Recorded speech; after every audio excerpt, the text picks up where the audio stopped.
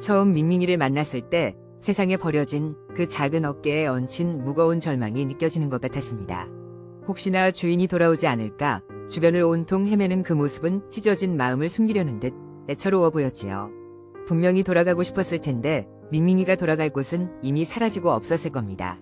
몸은 이미 만신창이었습니다. 그런 밍밍이를 구조자가 품에 안으려는데 악덕견주로 보이는 한 할아버지가 다가와 그냥 흔한 개 한 마리 아니냐 무심하게 말씀하셨습니다.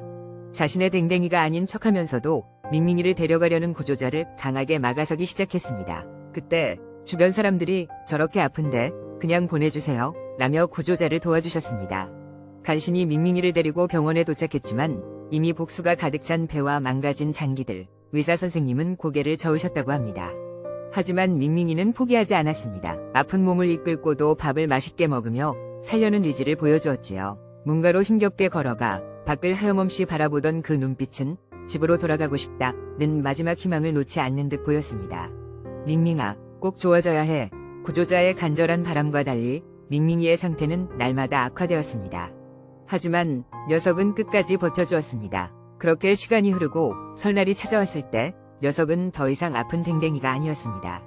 빗질을 좋아하는 사랑스러운 가족이 되었지요. 활짝 웃는 모습은 그에게 세상 그 어떤 것보다 소중한 행복이었을 겁니다. 이렇게 예쁜 추억을 사진으로 남길 수 있었죠. 정말 너무 사랑스럽지 않나요?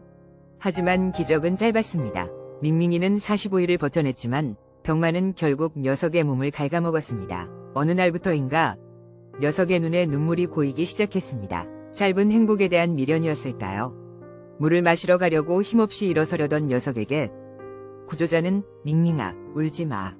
우리가 함께 있잖아 라고 속삭였습니다. 구조자의 위로에도 불구하고 50일째 되던 날 밍밍이는 평화롭게 눈을 감았다고 합니다. 앙상하게 남은 몸으로 끝까지 살고 싶어 했던 녀석의 마음이 느껴져 가슴이 찢어집니다. 약속했던 바다 여행도 결국 함께 가지 못했다고 해요. 처음 너를 안고 돌아왔고 마지막 너를 안고 떠나보낸다. 사랑하는 밍밍아, 다음 생에는 꼭 구조자의 댕댕이가 되어주렴. 이렇게 많은 사람들이 너를 사랑하고 영원히 기억할 거야.